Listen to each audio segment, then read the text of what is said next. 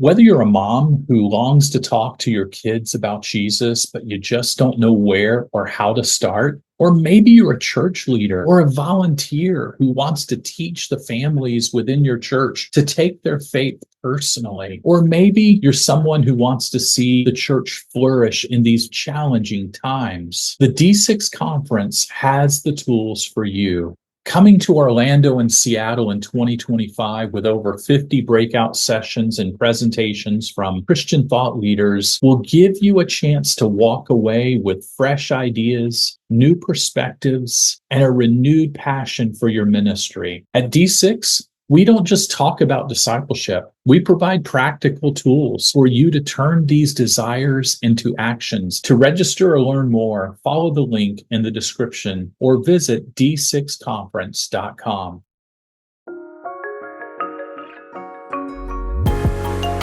Welcome back to the D6 Family Ministry Podcast. We believe that discipleship should not be difficult, so we're here to help you connect the dots between the church and home. Together, let's guide each generation, whether they're related to you or not, to stand confident in their faith. I'm your host, Ron Hunter, and with me as always is my co-host, Marianne Howard. Hey, Marianne. Hey, Ron. Okay, so I've got a question for you. What's one of your self-examination routines? Oh man, I'm an INTJ on the Myers-Briggs, if that helps anybody. Therefore, I'm always doing introspection. And I can guarantee you, if you know me well enough, I'm harder on myself than I will ever be on anybody around me.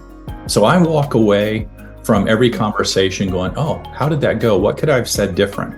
And I'm always worried about what I said. How did I respond? How did it sound? On my drive home, I replay the events of the day, wondering what I could have done better. And I suffer from beating myself up in these venues, but it does help me get better in some regards on this. As we look at today, Kurt is going to discuss self-examination, and the purpose of it is to help our kids stand out. Listen to that word in this clip we're about to hear. We've lived in a day and age when our kids blend in, fit in, are kind of actually cool among their peers, families that look and act and live like everyone else. And so we're not used to needing to be distinct from the culture around us. And as a result, our kids are being swept down the same pathway as everyone else. So as you get ready to listen to this episode, today I want you to contemplate and ask yourself, how are you helping your congregation raise kids who stand out? Let's listen to Kurt Bruner.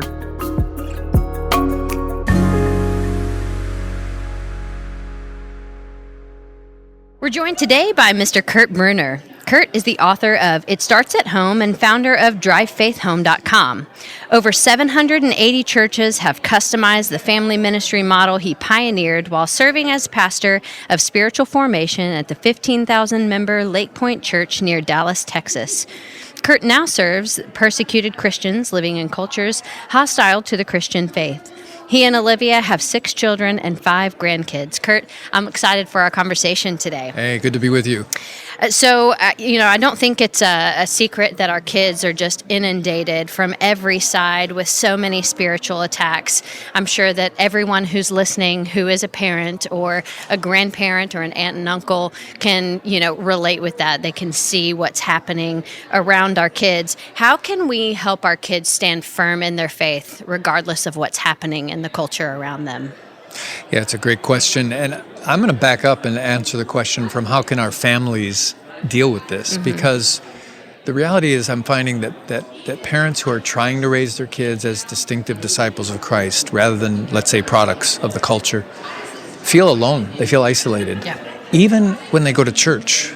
Because as one of my mentors taught me, we do tend to become products of our culture more than disciples of Christ. Unless we're very intentional about not. And so right. I think that the parents who are raising or want to raise children who are distinctive disciples of Christ are going to have to make some what I would call courageous or countercultural choices. Yeah. And that's not easy. You want your kids to fit in. You want to fit in. You don't want to feel like you're the odd ones out. But sadly, we are at a place in our culture where it's time that we have to make some countercultural choices. And the countercultural choices that this generation needs to make 10 years ago would not have been countercultural choices, Right. or 15 years ago would not have been such dramatic choices. But sadly, that's the case now. And that's what happens when a culture moves further and further away from the dominant ways of thinking, the dominant ways of living, the dominant influences in a culture, move further and further away from what we would call healthy, normal, God-ordained ways of living. Then what tends to happen is, instead of you seeing a big gap between how Christians live and how the wider world lives, you start to see them all kind of drifting further and further. It's just a little bit behind the rest of the world, right? So the things that parents, let's say 20 years ago, never would have imagined, or 30 years ago never would have imagined would be normal among Christian kids today, are now normal among Christian kids. As you mentioned, I work with Christians around the world who are persecuted in their context. So they're very countercultural of necessity. If you live in an Islamic culture, okay, you dress differently than everyone else. You don't just fit in. It's clear that you're not one of us. You're different than us. Not unlike, historically you would see the Hasidic Jews in a given culture, and they have their own distinct identity as Hasidic Jews, and they look, act, and live differently than the rest of the world around them. Mennonites, you can go down the list of those who are distinctive communities and have a strong identity in that, that helps them withstand the fact that they're different. Well, we've lived in a day and age when our kids blend in, fit in, are kind of actually cool among their peers, families that look and act and live like everyone else. And so we're not used to needing to be distinct from the culture around us. And as a result, our kids are being swept down the same pathway as everyone else. And so I think parents are starting to become aware of this and alarmed by it. But the choices that they need to make to help their kids, or give their kids a chance, a fighting chance, from not being swept down that same river, takes some courage. And so we call them courageous choices. They need to make some courageous choices. Yeah, it's very difficult, honestly, to make a decision that's countercultural for your child, and it directly affects them and their peers. We have chosen to not allow our boys to have social media to this point. We've got a couple of teenagers, and it's something that we have protected them from. We feel like we are. And we have had open conversations with them about it, about why we have chosen. Now, they're sitting in class with people who everybody has social media, right? Do you even exist if you don't have social media? Right, exactly. Yeah. Like, you have no internet presence, right? Yeah. Well, let me first of all commend you for making that countercultural choice, is what that is, right, for your child. But and I'm sure they have their moments, but on the whole, they're living a healthier life, and all the things that people are anxious about because of social media, your kids are not experiencing. Our 23-year-old daughter, so our fourth child is now 23, and she's never had social media. And for a girl at her age to have never had social media, people just are puzzled by that. How do you live? How do you connect with people? How do you know what's going on in the world? How do you know what's going on in the world and so forth? They're alarmed for her, but she's not alarmed at all. And she just tells people, well, no, I don't have it, and don't really need it. But she never got used to having it either. So it's easier when you've, in many ways, made that choice from the beginning. When they've had it, and then it's time to make the hard choice to say, well, we're going to back off from that. Our oldest son, when he's now 33, but when he was in junior high, it was video games was the big deal. Still is. It's even bigger now. But at the time, it was every boy. Their whole life was video games, and he was going down that path. We didn't know how troubling that could be and how addictive it was. So, long story short, I started to really be bothered by it. And for the parents listening, if something's bothering you in your gut, pay attention to it. Don't ignore your gut. But my gut told me this is not good. And now he was just playing, Mario and this kind of thing. There was nothing like immoral about what he was doing. But I was seeing and sensing something happening physiologically to him, and I didn't get it. I didn't understand it. And I said to my wife, Olivia, I said, hon, it reminds me of what happens to a man with pornography.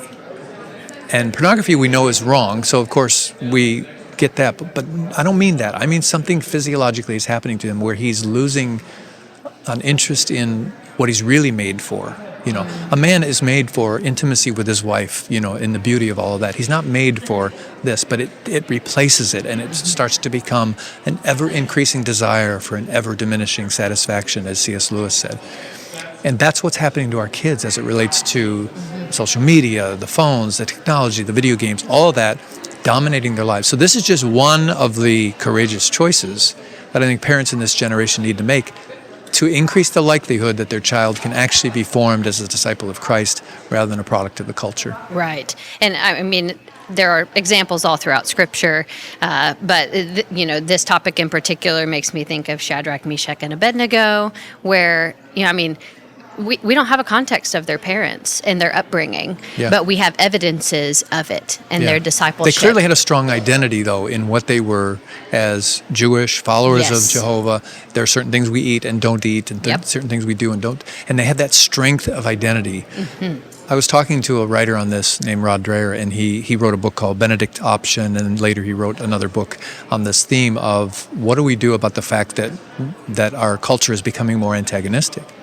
And he talked about the fact that this generation needs to preserve a strong Christian identity because the culture is becoming more hostile to Christian beliefs and values. And I paused and I said, well, Rod, let me ask you this. In the West, and particularly in the United States, did they ever have a strong Christian identity?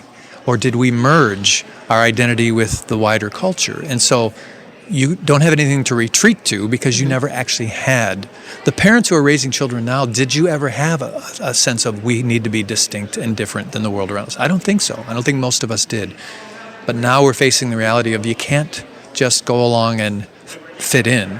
It's going to be necessary to raise kids who stand out. And standing out is good, but also standing out can be difficult. Right. We're going to continue our conversation with Kurt Bruner right after this message.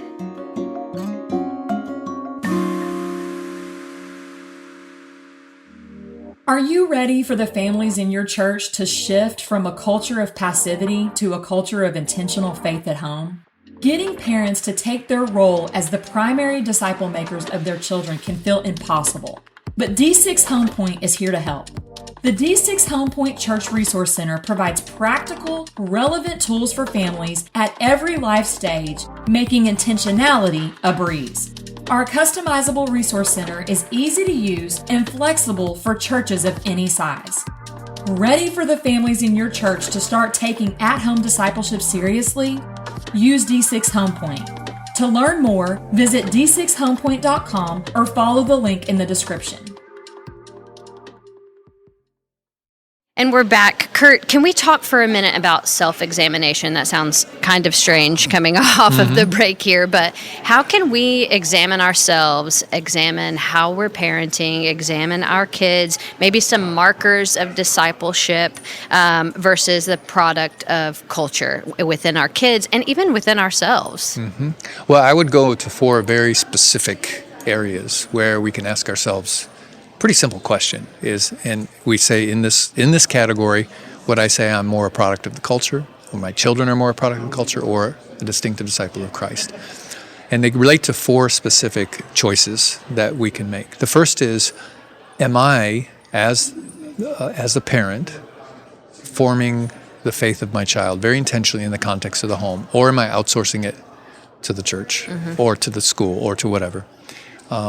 If I'm not the primary intentional discipler of my children, whatever that looks like in your specific home, your specific context, but if I can say, well, no, I'm actually kind of lean more towards outsourcing it to others or hoping that it works out, then that's a self-examination question. It's a kind of a yes or no question. And if I'm not, okay, what can I do to get a little bit more intentional in that regard? So that'd be the first one. Am I actually doing anything to intentionally engage with my children in terms of forming their faith beyond, go to church or that kind of thing? Second question has to do with their education. How are you managing their education? Because it's a huge part of childhood is school and what you're learning and how you're learning it.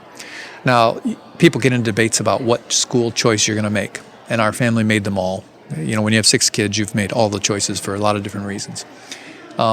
But whatever specific schooling choice you've made, you have to ask yourself, am I primarily steering my child's education? Maybe I'm outsourcing part of it to the local school, to a private school, to a co-op, or maybe I'm homeschooling. Maybe I'm outsourcing part of it, maybe I'm not. But am I steering it? And if I'm not steering it, meaning I'm paying attention, I'm the coach, I'm not the spectator. If I'm not doing those things, yes or no question, I might want to start to examine, okay, what do I perhaps need to give up in order to make that courageous choice? And it does require engagement. Right. And it's a lot easier to not engage, which leads to the third, which is media, which you've already touched on, right? Media is easy to use as a babysitter, to occupy their time. Look, they're happy, they're content, I can get the dishes done, I can go do this, that, or the other. So am I guiding my child's media usage and choices? Then you get into the whole thing where parents debate, well, I don't want to shield my kids, I don't want to be legalistic, so forth. Set that aside, it's a silly argument. The reality is you just want to give your kids' brains a fighting chance, with the onslaught of constant 24/7 media. You don't want to be handing them a smart device I won't even tell you what age I don't think you should give it to them until, because you'll shock too many parents. But definitely it's older than what you're thinking right now, before their brain development is ready to handle that. So yes or no question, am I intentionally guiding their media so that not just I can protect them or help give their brain a chance to protect them, but also so that I can nurture in them a love for the good, the true, and the beautiful. Because it really is about nurturing appetites, right? What appetites are they developing that they're going to love on a lifelong basis? And so that's the third. And the fourth, which is really, really critical in our generation, is am I nurturing sexual wholeness in my children? In a day and age when it's no longer just about purity and protecting them from actually what God designed. I should be drawn to the opposite sex and such. But now it's gone to a whole new level, that even the fact that you can identify what God made you, male and female, is being attacked. And it's no accident. Christopher West said, if you want to know what's most sacred in the world, look for what's most violently profaned in the world. And nothing's more violently profaned than human sexuality in our generation. All the way to the point of even distinguishing between the sexes is now considered a problem. So our kids are being raised in this context. Am I doing anything as a parent to nurture sexual wholeness in them? Am I having the conversations? Am I depicting in my marriage the beauty of what a marriage should be and can be? Am I correcting those little innuendos that are made here and there to remind them that, no, actually God made you beautifully male or beautifully female? And so forth. So I think we can make it very practical. Self-reflection should not be about, beating ourselves up. It should be about, okay, what's one or two things I can do to be a little bit more intentional in that area? Right.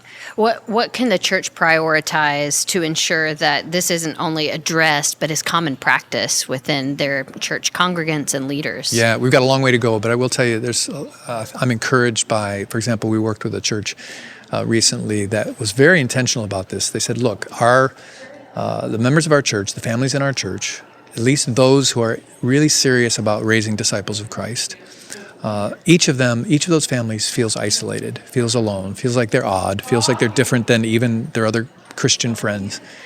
And again, everyone's a product of the culture, and they're trying to go a different path. The fact that they feel isolated is so defeating. Yeah. Right. So what can the church do? Well, the church can first of all highlight, hey, there's some courageous choices we as a community of faith are going to try to make together. And we're going to help you with that. First and foremost, by just connecting you with other families who are making the same kinds of choices. And we help them with some tools so that families can very quickly and easily orient to, okay, what are the choices and what's the philosophy? And hey, it's good to know that you think the same way. Hey, can we get our kids together for a game night? And since they can't hang out with all the kids who have cell phones, they can play, Catan or whatever it is, right? Yeah. So create a positive culture of, you're not the odd ones, you're the cutting edge ones. You're not just trying to raise kids who fit in, you're trying to raise kids who stand out. And that's honorable, that's good. You shouldn't feel all alone in that. So can we make that feel more normal? It will never be normal. It will never be typical, I should say. Yeah. But it can feel less isolating if we as church leaders can step in and say, hey, we're going to call everyone to this. We know only 25% are going to be willing to make those hard choices, but let's get you 25% together and start to shift the culture of our church. Yeah, and not just as parents does that feel isolating, but for the kids too. Oh, yeah. We have made some friends that this boy who is in school with one of my sons. He doesn't have a cell phone. My son doesn't have a cell phone, and they're like, I think we're the only ones in middle school that don't have a cell phone, And so kind of for them, it was like, you don't have one either, It was like so Can we be nice. friends? Right, Yeah, exactly. And they are, Yeah. And that's really sweet. And it has been great to make connections with other parents who, are making those same choices. And it really is like a breath of fresh air that there are other people who are trying to do this too. And so I love that idea. I think that's great. What other resources can you point our listeners to when they're thinking about these courageous choices? Yeah, well, we actually have a podcast series called Counterculture Parents. Mm-hmm. And we actually talk to different parents and different thought leaders about these 4 choices I've just mentioned.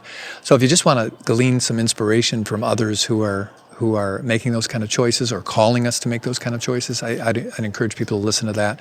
And then through that, they can also find out about maybe some tools their church can use to try and help foster that culture within their congregation. Yeah. Well, Kurt, thanks so much for the conversation today. As always, it's good to have you at D6. Yeah, thank you. Good to see you.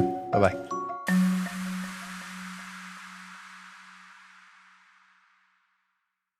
Well, I can tell you what, Kurt, he talked through a gambit of information. Kurt's been a champion of all things family for as long as D6 has been around. And I loved how he offered 4 ways to do self-examination. Am I outsourcing my kids' discipleship, which is, I think, one of the major problems that we have today? How am I steering their education?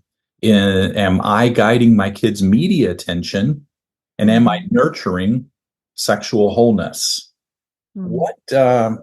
What question did he ask that resonated with you, Marianne? It might not even be one of these 4.